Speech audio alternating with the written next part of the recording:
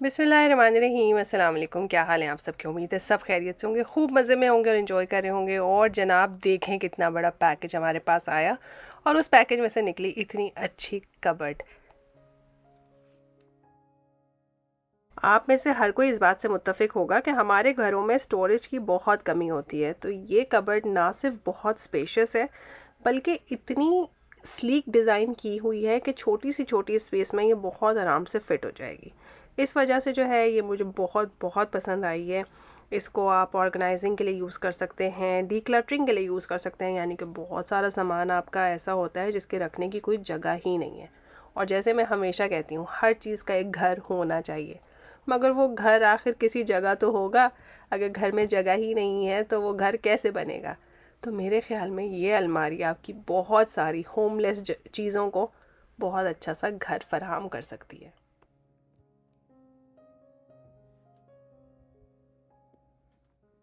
मुझे इसका मटेरियल बहुत अच्छा लगा। ये विकर की बनी हुई है, मोर लेस जैसा हमारा केन का फर्नीचर होता है जो हम आउटडोर रखते हैं, बिल्कुल वही मटेरियल है। अच्छा, आप देख सकते हैं कि इसके बाहर भी आपको नज़र आ रहा है, तो ये काफ़ी ब्रीदेबल है। इसके अंदर आप अपने जूते या अगर जैकेट्स या कोई इस तरह के कपड़े स्टोर करेंगे तो अंदर हवा क्रॉस होती रहेगी और किसी भी किस्म की स्मेल आने का बिल्कुल भी अंदेशा नहीं है। मुझे इसकी हैंगिंग रॉड बहुत अच्छी लगी। अगर आप चाहें तो उसे नीचे कर लीजिए, वरना ऊपर ये एक जगह पे फिट हो जाती है और आपको इतना बड़ा कैबिनेट मिल जाता है। चाहे आप उसमें विंटर के क्लोथ्स ऐड करें या फिर आप उसमें अपने समर के कपड़े टांगें, ये अच्छी खासी स्पेशियस है। मेरे हिसाब से इसमें 6 to 7 जैकेट्स आ सकती हैं और अगर पाकिस्तानी स्टाइल में ठूसा जाए तो ये रॉड इतनी स्ट्रॉन्ग ज़रूर है कि काफ़ी सारी जैकेट्स का वज़न बर्दाश्त कर सकती है। अब देखें, ये वाली बास्केट हमारी मेरी फ्रेंड ने मुझे गिफ्ट में दी थी और बहुत जगह मैंने इस्तेमाल किया, आपने देखा ही है। मगर ये इतनी बड़ी है कि इसको रखने में मुझे हमेशा मुश्किल होती थी। और इसी तरह से ये सारे कुशन जो मैं गाहे बगाहे चेंज करती रहती हूँ, मगर इनको रखने की प्रॉपर जगह नहीं होती, तो वो भी आप रख सकते हैं। चीज़ें रख के आपको इसलिए दिखा रही हूँ ताकि आपको आइडिया हो जाए कि इसमें कितनी ज़्यादा स्पेस है।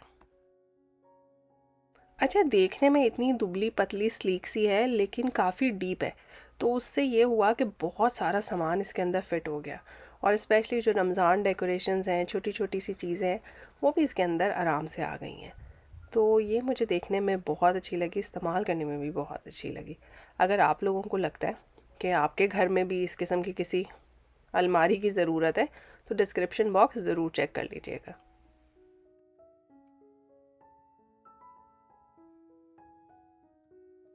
अब चलते हैं अपनी दूसरे नए एडिशन की तरफ। अच्छा, ये जो है ना, बच्चे बड़े एक्साइटेड थे इसको लेके।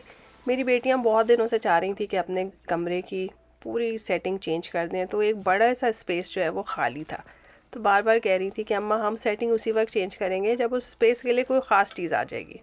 मैं बहुत दिनों से ढूंढ रही थी कि कोई मज़ेदार किस्म की चीज़ मिल जाए जो प्रॉपर शो करे कि ये बच्चियों का ही कमरा है। तो ये एक टेंट है और इतना प्यारा टेंट है कि मैं आपको क्या बताऊँ। बच्चियों से ज़्यादा तो मुझे पसंद आया।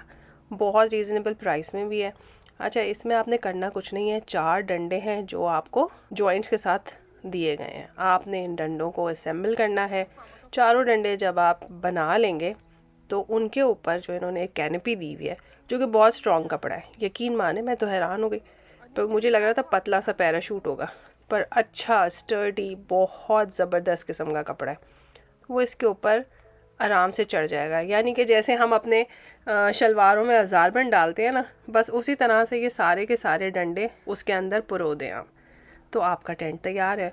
ऊपर से डंडे सिक्योर हो जाते हैं, बहुत अच्छी मज़बूत किस्म का उन्होंने तस्मा दिया हुआ है, तो उससे वो सिक्योर हो जाते हैं। और उसके अलावा एक लंबा सा स्क्रू है और उसमें एक बॉल फिट होती है, तो वो अगर आप डंडों के बीच में एडजस्ट करते हैं तो फिर वो डंडे बंद नहीं होते, टेंट आपके ऊपर गिरेगा नहीं। तो देखें कैसे मज़े से 1 सेकंड में ज़बरदस्त किस्म का टेंट तैयार हो गया। जब मैं इस टेंट को देख रही थी तो मैं सोच रही थी कि ये किसी भी बच्चे को आप बर्थडे के गिफ्ट के तौर पे भी दे सकते हैं। मेरी बच्चियों ने तो इसको स्टडी नूक बना लिया, ये उनका ईद गिफ्ट था। तो वो बड़ी खुश हुई कि ईद पे अम्मा ने हमें बहुत अच्छी चीज़ लेके दी है। और इसमें अगर हुसैन के साइज़ के बच्चे हैं तो 2 से 3 बच्चे आराम से बैठ सकते हैं।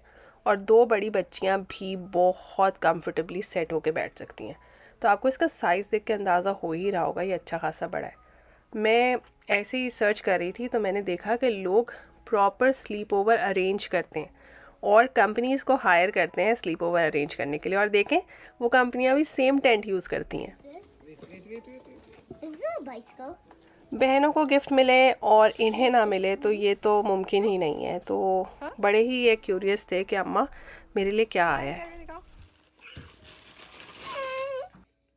जो लोग बहुत दिनों से मुझे फॉलो कर रहे हैं उनको पता ही होगा कि हुसैन गर्मियों में लाजमी साइकिलिंग करने या फिर स्कूटी चलाने के लिए पार्क में जाता है।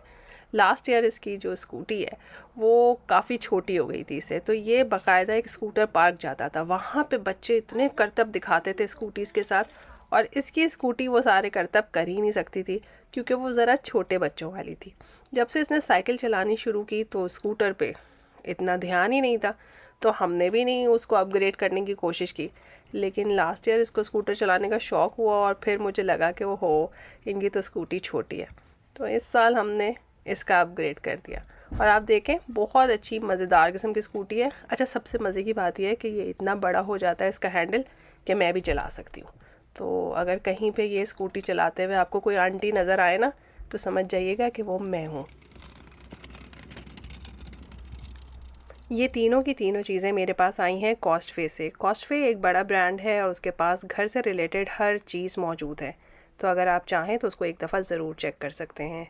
और अगर आप डिस्क्रिप्शन में दिए हुए लिंक को इस्तेमाल करेंगे तो इन प्रोडक्ट्स पे आपको 10% तक डिस्काउंट भी मिलेगा। तो अगर आपको अपने घर में कुछ अपग्रेड करना है, इनमें से कोई भी चीज़ लेनी है, तो डिस्क्रिप्शन बॉक्स ज़रूर चेक कीजिएगा। वैसे तो आप लोग जानते ही हैं कि मैं कितना अप्रिशिएट करती हूँ आप लोगों के प्यारे प्यारे मैसेजेस और कमेंट्स को, और बहुत गौर से पढ़ती हूँ और जवाब देने की कोशिश भी करती हूँ। मेरा बिल्कुल इरादा नहीं था कि मैं नेक्स्ट डे ईद का आपके साथ शेयर करूँगी क्योंकि ऑलमोस्ट सेम ही चीज़ थी, लेकिन इसके बावजूद मुझे इतने मैसेज आए हुए हैं और बड़े टेक्निकल क्वेश्चंस हैं उसके अंदर। तो मैंने सोचा कि थोड़ा सा मैं आपको सेकेंड डे दिखा भी दूँ और उन क्वेश्चंस का जवाब भी दे दूँ। तो देखें, ईद के फर्स्ट डे हमने सब क्लीन अप किया, एक्स्ट्रा सारे बर्तन हमने संभाल दिए और सिर्फ वो बर्तन बाहर रखे जो हमें नेक्स्ट डे दावत में चाहिए थे। ठीक है, तो ये हमारा टेबल जो है वो एज़ इट इज़ सेटअप हुआ है। और ऑब्वियसली मेन्यू इतना वास्ट नहीं होगा जितना पहली दावत में था, लेकिन फिर भी इसमें काफ़ी चीज़ें हैं।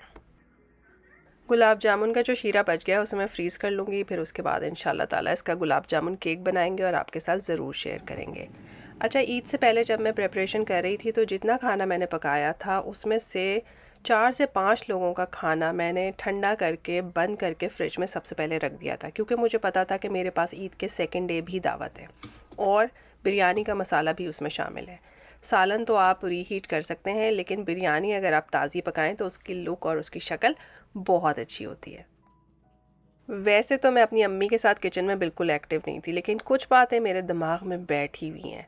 हमारे पास जो खाना एक दफ़ा गर्म हो जाता था और लेट सपोज़ उसका बचा हुआ सालन फ्रिज में रखा हुआ है, तो हम कभी दोनों खानों को नहीं मिक्स करते थे। तो फर्स्ट डे दावत में जितना खाना बचा था वो बिल्कुल सेपरेट बॉक्सेस में अलग रखा गया।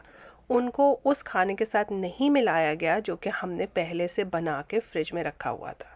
आई डोंट नो, मेरी अम्मी कहती थी खाना ख़राब हो जाता है, तो इसलिए मैं ज़रूर इसका ख्याल रखती हूँ। अब आप लोग बताइए ये बात कितनी दुरुस्त है। इन डिशेस के बारे में शायद सबसे ज़्यादा सवाल आए हैं। देखें, डिशेस के नीचे इस तरह से कैंडल जलती है और उसके बाद मैंने इसके अंदर सालन डाल दिया। अब आप देख सकते हैं कि सालन के अंदर मैंने थोड़ा सा लिक्विड बना के रखा हुआ है। रीज़न ये है कि कैंडल सिर्फ़ और सिर्फ एक जगह पे जलती रहती है और वहाँ से सालन को जला देती है। तो जब भी मुझे पता हो कि अभी लोगों के आने में टाइम है, अभी खाना सर्व करने में थोड़ा टाइम है, तो मैं थोड़ा सा लिक्विड ऐड करके मिडल में और उसके बाद सालन को रखती हूँ। गाहे बगाहे इसको आप हरकत देते रहें, वरना जहाँ कैंडल जल रही है वहाँ से खाना जल जाएगा।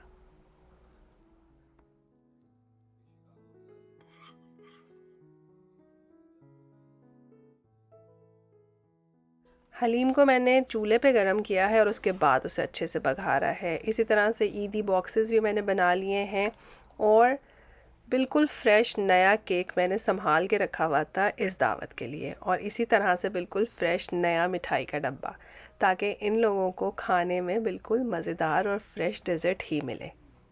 चॉकलेट केक एक दिन पहले का बचा हुआ था, लेकिन मैंने इसलिए रख दिया क्योंकि बच्चे ज़ाहिर है शौक़ से चॉकलेट केक खाते हैं।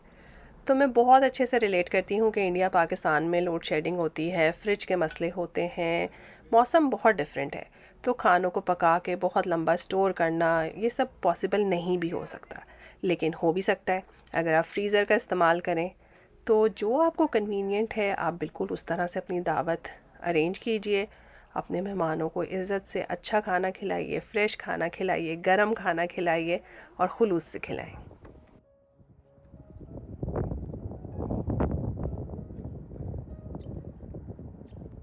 और जी ये था ईद का थर्ड डे और मैं जा रही थी स्कूल। ज़ाहिर है हमारी तो ईद इतनी ही थी कि ईद का पहला दिन और दूसरा दिन और तीसरे दिन आपको पता ही है। तो इतना अच्छा मौसम, इतने प्यारे प्यारे परिंदे और दिल इतना खुश हुआ मेरा। और जैसे स्कूल से बाहर निकले तो आप ज़रा हालात देखिए। तो पता तो चले कि हम क्या लेके जा रहे हैं।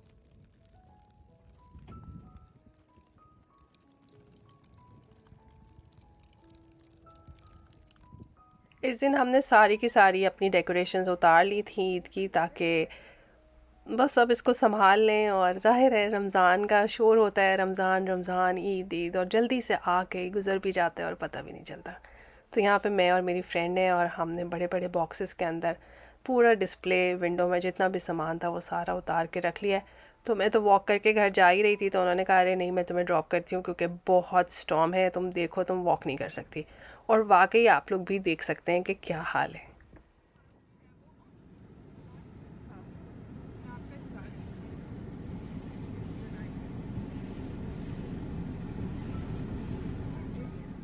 तो जनाब कहाँ हम समर समर कर रहे थे कि ओहो लॉन के कपड़े निकालें और शॉर्ट्स पहने बच्चे, लेकिन यहाँ पे ऐसा ही है। कनाडा का मौसम बहुत अनप्रिडिक्टेबल है, स्पेशली अप्रैल और मई का महीना।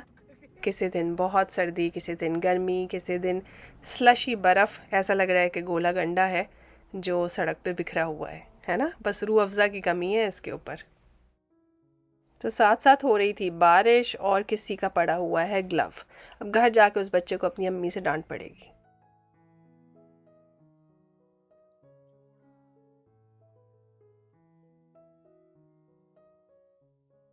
और जी आज तो लगता है आपके सवालों के जवाबों का ही दिन है। मुझे किसी ने पूछा कि जो आपने स्टिक्स यूज़ की हैं वो कहाँ से ली हैं। अच्छा मैं समझी चिकन स्टिक की बात हो रही है, तो मैंने उनको बता दिया कि यहाँ से लिए हैं। फिर उन्होंने दोबारा पूछा कि नहीं ये जो डेकोरेटिव रॉड्स हैं इनके बारे में पूछ रही थी। देखें ये बहुत कॉमनली अवेलेबल हैं आजकल, ये अमेज़ॉन पे मिल जाती हैं, हर जगह मिल रही हैं। लेकिन मैंने ये टीमू से ऑर्डर की थी और इनको जो है वो बहुत आराम से आप टेबल के कॉर्नर में फ़िक्स कर सकते हैं। बहुत बैलेंस रहती हैं, काफ़ी स्टर्डी हैं और उसके बाद आप उसे जैसे मर्ज़ी चाहे सजा सकते हैं। अब हमने भी शुरू किया है तो इंशाल्लाह देखिएगा आप आगे आगे जब कोई दावत होगी तो इसका इस्तेमाल हम करते ही रहेंगे। सबसे अच्छी बात यह है कि छोटे छोटे से पार्ट्स में डिवाइड हो जाती है, उसके बाद इसको संभाल के रखना बहुत आसान है। बड़ा सा डंडा हो तो मैं उसे कहाँ संभालूँगी। तो बस इस छोटे से बॉक्स में सारी रमज़ान की डेकोरेशन आ गई। हमारा पूरा रमज़ान इसके अंदर बंद हो गया है। अल्लाह मियाँ खैर से नेक्स्ट रमज़ान लेकर आए और हम इस डब्बे को दोबारा खोलें और मैं और आप मिलके दोबारा अपना घर सजाएं इंशाल्लाह ताला। और आज सवालों का जवाब दे ही रही हूँ तो इसका भी जवाब ले लें। ये शवारमा मैंने आपके साथ बनाया था, याद है? शवारमा चिकन मैरिनेट किया था, फिर उसे फ्रीज़ किया था, फिर बारीक स्ट्रिप्स में काट लिया था। तो मुझसे पूछा जा रहा था कि ये स्ट्रिप्स कैसे पकाई जाएंगी, तो इन्हें अवन में बनाना है या एयर फ्रायर में, आपकी मर्ज़ी है। लेकिन ये इतनी बारीक कटी हुई हैं कि हार्डली 4 से 5 मिनट ईच साइड आप लगाइए तो ये बहुत अच्छी तरह से कुक हो जाती हैं और फ्लेवरफुल होती हैं। इसमें मैंने थोड़ा सा ऑयल तो ऐसे ही एक्स्ट्रा डाल दिया, वरना इसकी मैरिनेशन में भी ऑयल था, तो आप ऑयल ना भी डालते तो भी चलता। तो आप देख रहे हैं कितने आराम से पक रही हैं।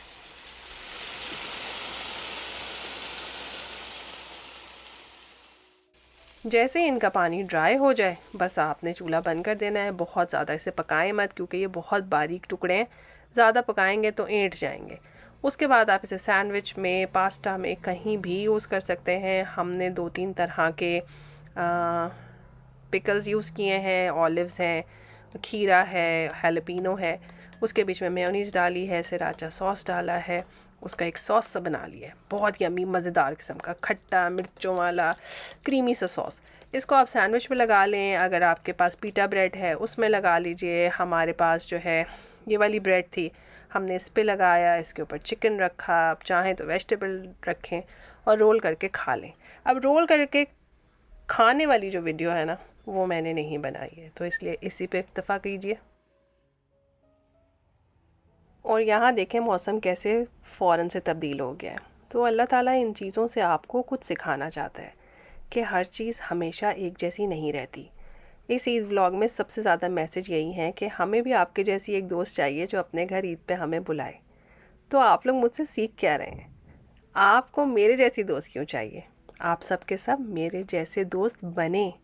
आप अपने घर में लोगों को बुलाइए और साथ में दुआ करें कि सिर्फ़ और सिर्फ अच्छे लोगों का साथ नसीब हो। अपने घर के दरवाज़े हर एक के लिए खोलना बहुत मुश्किल बात है। दुआ करें सिर्फ नेक और ज़र्फ़ वाले लोग आपके पास आएँ, दीनदार लोग आपके पास आएँ। जब तक मैंने ये दुआ नहीं मांगी थी, यकीन करें मेरे आसपास ऐसे ऐसे रंग बिरंगे लोग थे। जब से मैंने दुआ मांगनी शुरू की है कि बुरे लोग और बुरी नीयत वाले लोग खुद ब खुद मुझसे दूर हो जाएं, यकीन करें अल्लाह ताला ऐसी राह पैदा कर देता है कि वो खुद ब खुद दूर हो जाते हैं। अल्हम्दुलिल्लाह, अल्हम्दुलिल्लाह।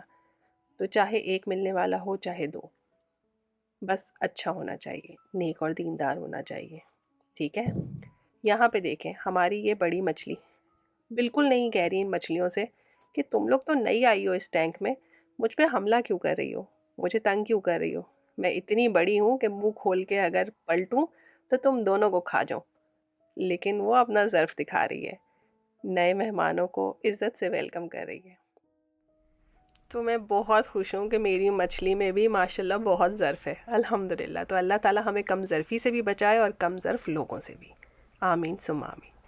यहाँ पे बहुत मज़ा आ रहा है, चूँकि मैं ईद के 2 दिन बहुत मसरूफ़ रही और उसके बाद नेक्स्ट डे जो है वो जॉब स्टार्ट हो गई। तो मेरी बेटी ने कहा माँ आप इतनी टायर्ड हैं, आपके हाथ पाँव दुख रहे हैं, तो मैं आपको स्पा डे देती हूँ।